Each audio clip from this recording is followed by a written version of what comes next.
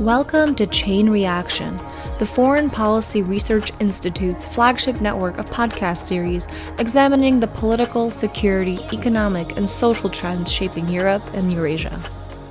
Throughout the year, we're talking with experts about developments in Russia's war in Ukraine, the new European security order, the past, present, and future of the Baltic states, Russia's political economy, and great power competition in the region. Join us each month for Bear Market Brief, Baltic Ways, Report in Short, and of course, our flagship, Chain Reaction. New episodes are available each week on Apple Podcasts, Spotify, or wherever you get your podcasts. This week on the Bear Market Brief. a Ukrainian tactical masterstroke in Russia's Kursk Oblast, but to what end? And what to make of Russia's continued advances in eastern Ukraine? I think it's time for another vibe check. Welcome back to the Bear Market Brief podcast. I'm your host, Aaron Schwartzbaum. Here on The Brief, we discuss politics, business, and the spaces in between across Russia, Ukraine, and Eurasia more broadly. So yeah, this is going to be an episode where I hear and learn about the current mood in Ukraine. What does it feel like to be there? Not least because our guest recently returned from a trip to Pokrovsk, which is a frontline city in eastern Ukraine. You'll hear us talking about how it had been 6 months since we checked in, but very candidly, it's actually been a year. Should really tell you about how chaotic the world has been of late. Without further delay, our guest is a friend of the podcast, Fabrice Deprez, a French journalist who is based in Ukraine. He has a variety of credentials I'll talk about, but the one I want to flag for you is his Substack Eastern Radar. It is a fantastic source on Ukraine. He covers a lot of angles that don't make it into the broader press. So let us begin. This is the Kyiv Dispatch. Fabrice, welcome back to the Bear Market Brief. Now, you're a friend of the podcast, but for those who have not heard from you before, could you just quickly introduce yourself and what keeps you busy these days? Hi, Aaron. It's always a pleasure to be here. My name is Fabrice. I'm a French journalist and correspondent in Ukraine. So I work for various French, British, American media here based in Kiev. And I've been working in Ukraine since before 2022. Came back in Ukraine in August 2022. So it's been 2 years exactly since the Russian invasion started. But I was already working for a few years before that, and covering Ukraine, covering of course the war and the country as a whole. So let's jump straight in. I think you're very well positioned, both in your experience and geographically now, to answer this. On the podcast, we like to avoid generally what I call VBA, vibes-based analysis, and we are going to break that rule mightily in this episode.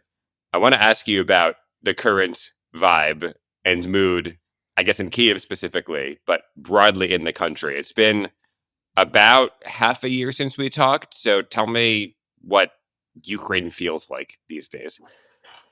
So it's been about half a year. So I think in terms of the mood, there hasn't been, massive shifts. That it's unfortunately the same, but a bit worse in terms of, I'd say exhaustion and uncertainty are still the two, feelings that sort of dominate the mood in society these days.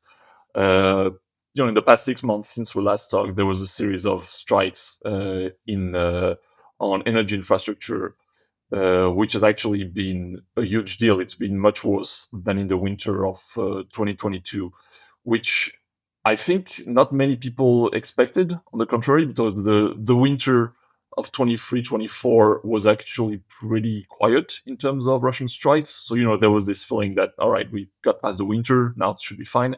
And then in the spring, there was a series of strikes that started, and that led to very, very strong power cuts in most of the country in June and July. So that was a big deal. And there's been, of course, there's been the mix, in August of the Russian advances in Donbass, and of course the Ukrainian incursion offensive in the Kursk region. And I do feel like the effect of the Kursk incursion in terms of the mood of the society, I feel has been fairly short-lived. There's been definitely an uplift in the mood when that incursion started, when it became clear that it wasn't, your kind of raid that has been happening, a cross-border raid that has been happening several times since the beginning of the Russian invasion, but an actual mechanized offensive. Uh, but then you had the Russian offensive in Donbass, which accelerated in August. And I feel like there's also been pretty quickly a feeling of now what in the Kursk region. Of once it'd been established that the offensive had been pretty successful, the question of what happens now, and I think it's been pretty interesting and maybe not that unusual, but still notable that I've seen in Ukraine media, in fairly normal Ukraine media, uh, people, military experts, soldiers themselves, openly questioning the point of the Kursk offensive, and asking what do we do now? And you have also seen similar piece about the Russian offensive in Donbass. Ukrainska Pravda released recently a pretty long form story about the problem in the Ukraine military that at least partly explain these Russian advances. So you have all this mixed together with, again, I think the exhaustion, and I talked about the uncertainty. And I think if we talk about the population at large, and not just the military situation, I think now the really dominant, overwhelming worry and uncertainty is about the winter and about the energy situation, and about the prospect of mass power cuts, but this time in winter, because a few months ago we had, for several weeks, there was a situation of having electricity for 2 or 3 hours a day, which was pretty bad in the summer. But of course, the idea of having the same situation in the winter is very, very worrying for everyone. And I think that's now sort of what dominates the mind of most Ukrainians. So we'll talk about Kursk, we'll talk about Donbass at greater length. On a practical level, now in Kyiv, what is the power situation like? Just so listeners have a sense of that. Is it full power? Where are we at? So right now it's pretty good. There were some strikes in early September, and there were some short power cuts, but definitely not as bad as it was in June and early July, where again it was situation where really most of the time, there was no electricity. Yeah, you had, if you were lucky, you had 2 to 4 hours of electricity a day. You had really, working in Kiev in the evening and seeing the neighborhood really completely in the dark. Uh, and that was for several weeks on end. So it really lasted a long time. For now, it's pretty okay in Kiev. There hasn't been really this kind of prolonged power cuts, but the really dominant expectation is that it's going to happen again in the coming weeks. And really, the question is whether it will again be a situation of controlled power cuts or full-on blackouts, which of course would be another problem entirely. Yeah, especially in cold winter months, to say the very least. On a, I don't want to ask anything glib or too stupid sounding, but what do people do during prolonged power cuts? Let's say during the summer, in the most recent one, how are they actually spending their time? Is it just sitting around? Are people congregating outside to talk with neighbors? Like, what does one do in such a situation? Um, well, hopefully during the day you are at work, and hopefully you are in a place at work which has a generator. So you'll usually have electricity, which in that case is going to come with this headache-inducing sound of the generator that is like in the day in a city like Kiev is now basically on every corner, every block you have like several of those generators that are constantly making this noise. And yeah, then in the evening you do nothing, right? You usually, and it's also a problem that you're gonna get those 2 to 3 hours of electricity a day, but those can happen in the middle of the night. And if that happens, you need to wake up in the middle of the night to sort of recharge everything, to sort of make everything. You, of course, now after 2 years of war, most people have at home some sort of, you know, um, large battery, or I'm not going to say a generator because that requires diesel and you cannot use that inside a house. But those brands like EcoFlow, like Blue Yeti, which are like basically really, really big batteries, which I think now many people have several of those. Um, and so, yeah, you can still have electricity if you have one of those, but then you're still going to need the moment when the electricity is put back on in order to recharge those generators. You also have many places where when there is no electricity, there is also no water, which is also a problem at any time, but of course will become an even bigger problem in the winter. So in those cases, you need to have your own reservoir of water. So it's things that now most people are sort of used to deal with, but obviously that is still a big problem. As far as this upcoming winter, are we seeing people preparing? Is it stocking up on supplies, winter clothing, or just worrying? Are people, I mean, it sounds like people are kind of actively concerned about this. Is Ukraine ready for that kind of winter? Well, the thing is, I think at the individual level, there's only so much you can do. Most people are prepared at the individual level because they've actually been prepared. Most people prepared last winter because everyone was expecting that there would be again strong power cuts in the winter, and it turned out that it didn't really happen that winter. But nevertheless, people prepared. So people they usually have candles. I talked about the eco flows, the power banks, everything. People have that.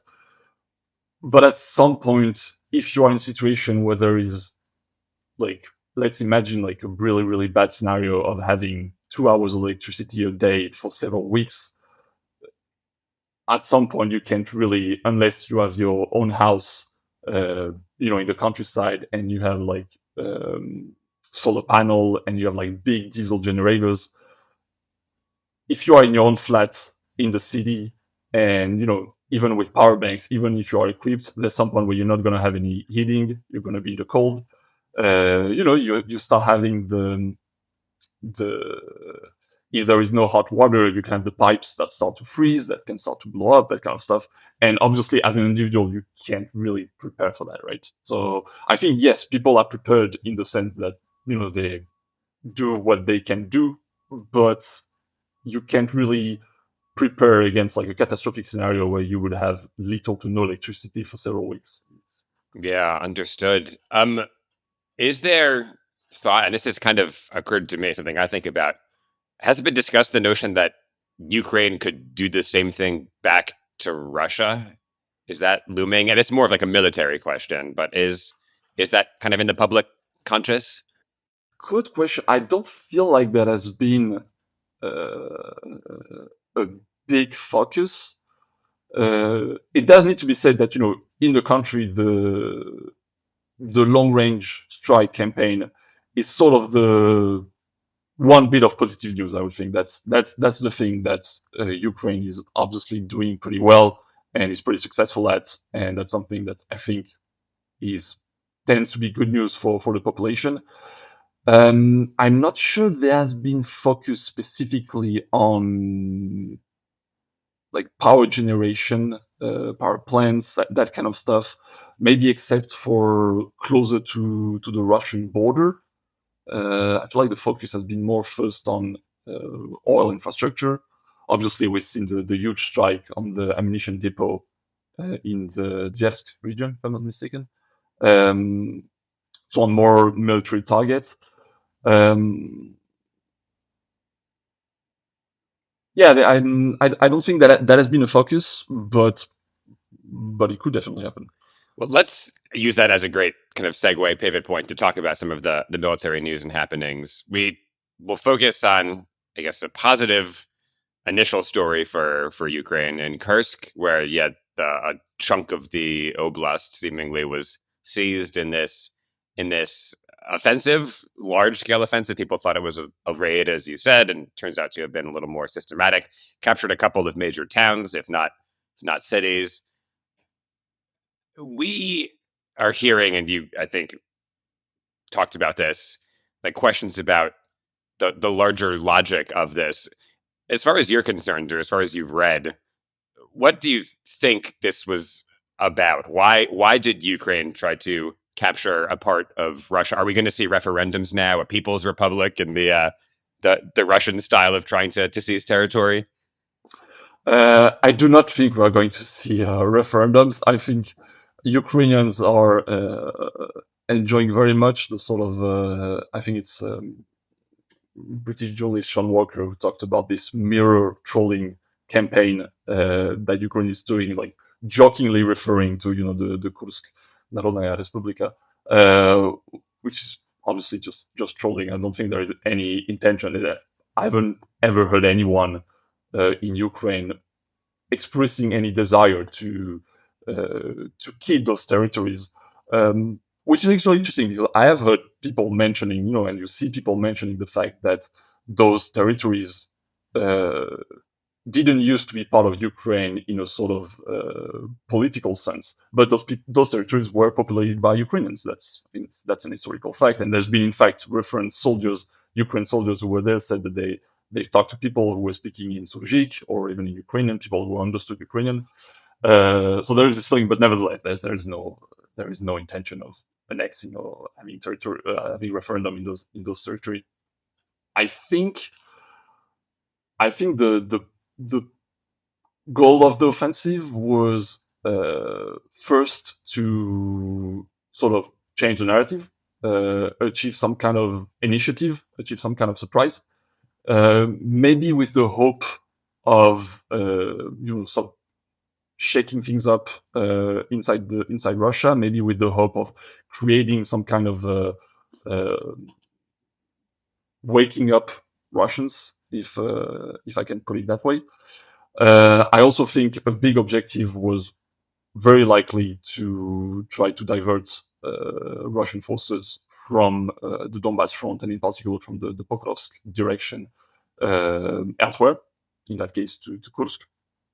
And we talked about the mood, and I do think it was also a matter of trying to raising the mood inside Ukraine after now it's been, if we look at from the fall of Avdiivka, which was in late February, it's been now several months of continuous Russian offensive and continuous Russian advance. So I do think there was also a point of trying to change the story a little bit. Makes sense, and I understand sort of the military logic.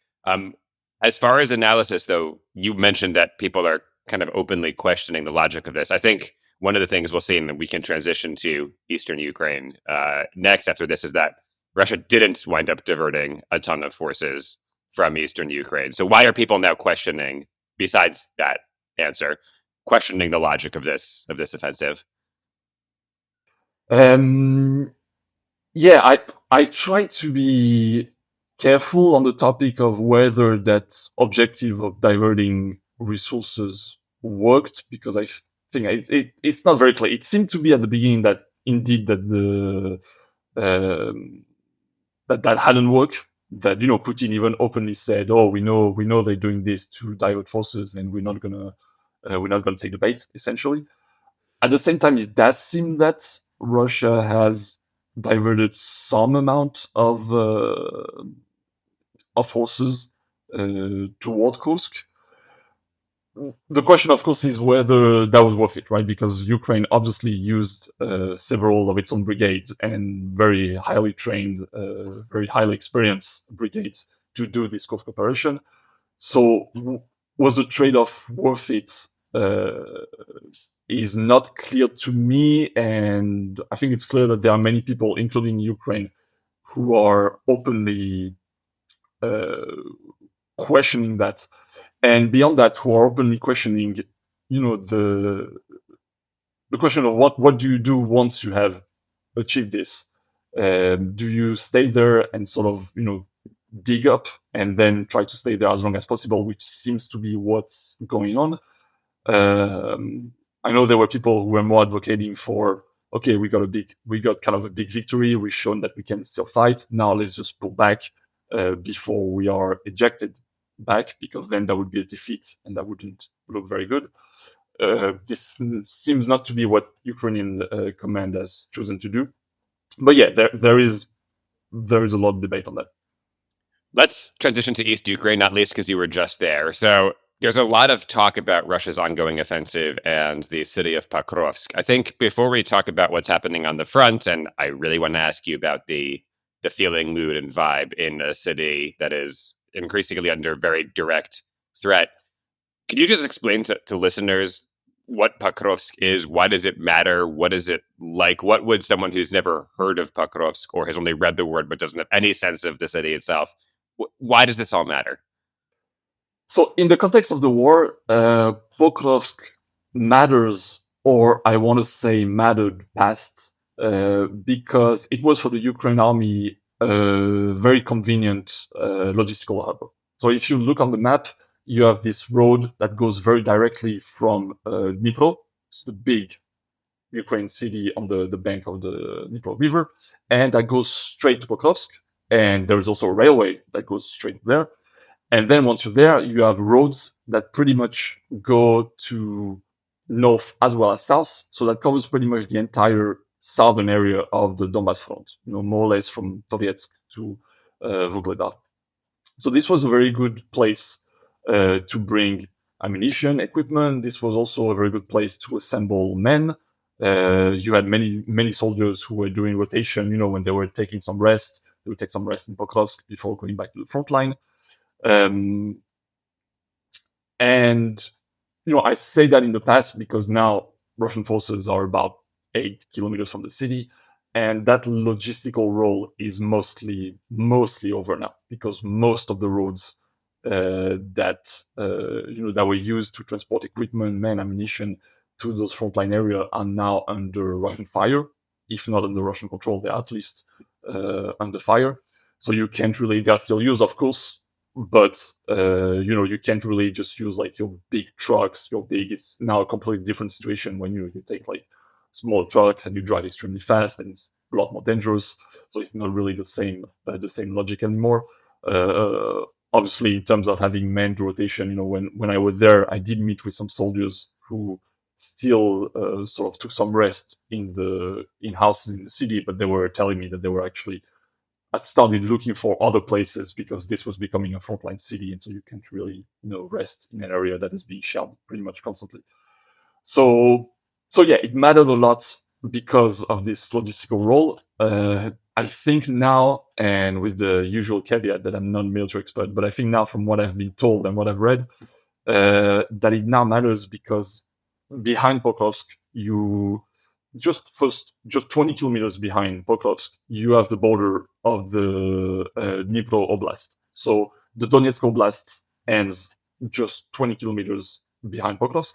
So politically, given that I think it's pretty clear that Russia's strategic objective is still to conquer the entirety of Donbass, which is said as Donetsk and the Lugansk Oblast, reaching the edge of the Donetsk Oblast would politically be pretty important. And then behind that, you have this road that drives straight to Dnipro. And in terms of natural barriers, in terms of natural differences, you have not that many stuff there. So there is also, I think, a goal right now of holding Pokrovsk as long as possible in order to prepare defenses behind Pokrovsk. Understood. And I think this will, at least what Ukrainian sources are saying, look like a lot of these urban battles where Russia more or less wipes the city off the map and then takes the whatever remains. Is that your understanding as well? Yes, definitely in the case of Pokrovsk, especially since so over August and the beginning of September, Russian forces actually moved really quickly toward Pokrovsk. And now for about 2 weeks now, that offensive has mostly slowed down in front of Pokrovsk. They're about 8 kilometers from the town, and they are still making progress, but a lot slower. And Ukraine brigades were deployed recently on that front, and that probably definitely contributed to the Russian offensive slowing down there. But I think there is also a sense that now Russia is more focusing on the area south of Pokrovsk. So you have this town of Kurakhove, which is also a kind of strong point that Russia is apparently focusing on. So I think there is a sense that in the near future, Russia may not even really try to storm the city itself, uh, because in the future they don't necessarily need it. Again, this logistical role, it's enough for them to be close to the town to sort of deny this logistical role. They are definitely going to bomb it nevertheless. When they are now 8 kilometers, 6, 7 kilometers, so that's artillery range. So yeah, Pokrovsk is definitely, even if they don't try to storm it, they are definitely going to bomb it, and I think unfortunately in the coming months, going to pretty much destroy it. So let's pivot though, because this ultimately is not a military podcast. There's a lot of great podcasters doing that kind of coverage. You were just there in Pokrovsk. What is it like to be in a frontline city? What did you see? Tell me about the conversations you had, insofar as you can share. Yeah, of course. Yeah. So when I was there, Pokrovsk is, I think, in this very sort of surreal stage of a town that is becoming a frontline town, which is that when I was there, Pokrovsk not really was not a battlefield yet, but it also was not a normal town, normal city in any sense of the word anymore. And this was particularly shocking talking to people because the Russian advance has been very quick. So you had people telling you that just 1 month ago, for them life was completely normal. And of course, normal is a very relative term. Pokrovsk has been hit by missile strikes many times since the beginning of the invasion. But nevertheless, when people talk of normal life, shops were operational, business worked. You could go out. It's a nice situation, and that changed very very quickly over the month of August. So when I was there, it was already a situation where evacuation had been going on for about 2 weeks already. So at that point, there was about a third of the population left. About official data was about 18,000 people out of, before the war, about 55,000. So you have a town that is, of course, a lot more empty. You have most shops that are already closed. You already had a curfew that ran from 3 p.m. to 11 a.m. So a very, very long curfew, uh, which actually several officials told me had been made in order to sort of push people to leave, push them toward the door. And so yeah, it's this very in between stage when you're going to see on the road, you're going to see like some old ladas with like fridge on the roof, sort of leaving Pokrovsk and coming across some military trucks with now on the front line. You have pretty much all military trucks all have those anti-drone antennas, jamming equipment. So it's like now this site of trucks and armored vehicles which all have those like antennas um, spiking out of them. Um, it was already pretty loud in terms of pretty regular shelling that you hear in the background. You also have the topography of the town is also changed because Russia very methodically, I would say, started hitting the main bridge in Pokrovsk. So first, when I was there, the first bridge, which allows you to enter the town, had already been blown up, so you needed to take a kind of side road. Um, I think 2 days after I left, they hit the bridge that sort of joined the two parts of Pokrovsk that were separated by the main railway. So you have like the northern and the southern parts, a railway in the middle, and a bridge going over the railway. That bridge was hit as well.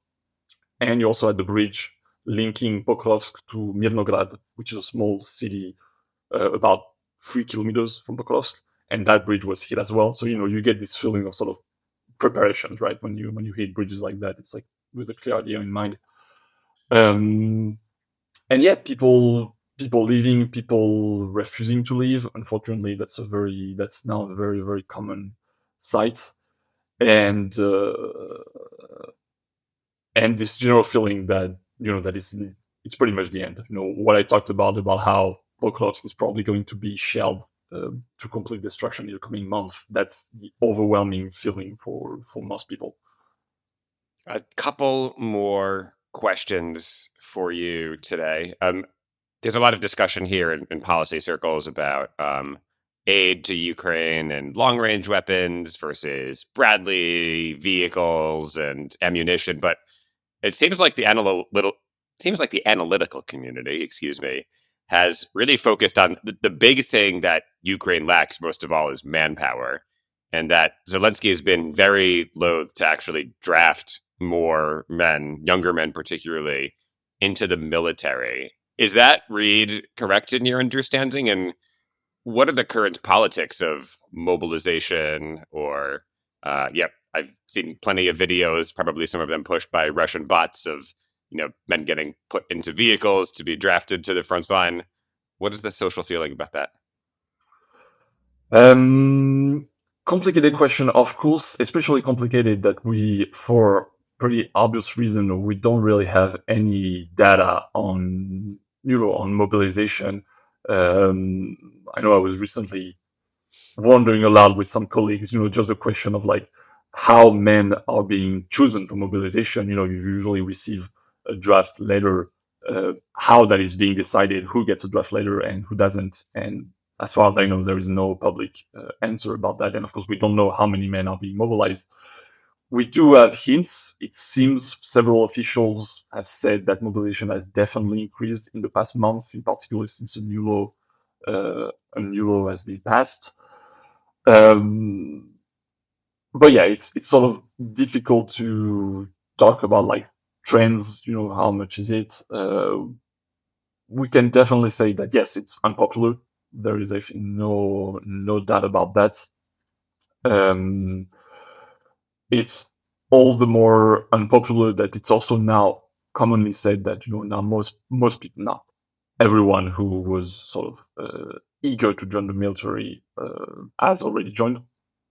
Uh, and it's also particularly unpopular that, I think Zelensky and the government in particular has sort of chosen this way of doing things, um, of saying that it can be okay if you are not joining the military. You can help by other means, participation in in civil society, paying your taxes, that kind of stuff. Um, that you're still playing a role. So saying that there are sort of two fronts, the military front and the sort of the rear. Um, the problem is that therefore there isn't, because an alternative could have been to say, okay, everyone is going to go through the military at some point, but we're going to have regular rotation. You're not going like forever, because it will be like a constant rotating thing. This is not what has been done for I think many reasons. And so now, if you join the military, you are being mobilized, or you join voluntarily on contract until the end of the war, which is, of course, now a very uncertain perspective. Uh, I recently, on my trip to Pokrovsk, I talked to former prisoners who joined the military, and one of them was supposed to leave prison in 1.5 years. So, I asked him, like, do you think it's gonna be worth it? Like, maybe you're gonna fight longer than you would have stayed in jail. And yeah, he told me, yeah, for sure. Like, there's no way that's not gonna happen. So this is a huge source of unease and uncertainty. And yeah, the question of like, could Ukraine increase even more the pace of mobilization? I think it's really difficult because again, we like the data. We know mobilization is unpopular. Like we have polls on that, and those videos you've seen. Yeah, of course they're pushed by Russian propaganda, right? Like they definitely gonna take those and push them. But there are also a reality. There are also very much a reality of tension surrounding mobilization, of people being smashed on the street. Like that happens. It's not an invention, and it is for sure a source of tension. Last question. Always the one I like to end when we chat broadly, but any favorite colorful anecdotes or conversations or experiences in your recent travels or in Kyiv currently that you would like to share that are indicative or would teach us something about what is happening in Ukraine now? Yeah, I'd say recently, like my past trip, and in particular in Pokrovsk recently, for me the most interesting has definitely be I met and spent some times with a man who I have a certain doubt how you would say in English, a man working for funeral services, doing basically burials in the Pokrovsk cemetery. Um, which also, I talked about this sort of situation of a city like Pokrovsk that is not yet a battlefield, but not really a normal town anymore. And that was probably the most surreal moment for me to see the burial of a man under the sound of shelling that you can hear not very far. Burial of someone who was from Pokrovsk but did not die in Pokrovsk because they evacuated. And the man was telling us that now it's becoming extremely common that now most people from Pokrovsk don't die in Pokrovsk, so he has to go to Dnipro, he has to go to Pavlograd. In that case, he had to go to the Kharkiv region to take the body and to bring them back to Pokrovsk. And also, I think the sort of real sign of this coming war that this man had also been burying a lot of soldiers. So now in every Ukrainian cemetery you have the sort of military area where all the soldiers are buried, and in the Pokrovsk cemetery you have about 50 graves of soldiers, and he told me that that's now over. They're not burying soldiers in Pokrovsk anymore because it's already dangerous, and you don't know what's going to happen in the future. So that was definitely for me the most striking conversation I've had with this man, who, by the way, said that he was not planning to leave and was going to stay no matter what. Well, that's a heck of a story and a note to end on. Fabrice, thank you for coming by Bear Market Brief. Pleasure as always to have you. It is my pleasure. Thank you. I got a sense hearing that anecdote at the end that we were talking about concrete burials, but it felt more like a funeral for the entirety of the city of Pokrovsk, which is bleak. Thank you to Fabrice for joining on this episode, and to you, listener, for joining as well. We've got more content coming here on the Bear Market Brief, so follow us on Twitter and/or X at the handle @BearMarketBrief. The Bear Market Brief is brought to you by the Foreign Policy Research Institute, that's FPRI, a nonpartisan think tank based in Philadelphia. For more information about this initiative and on many others, please stop by fpri.org. We'll catch you next time.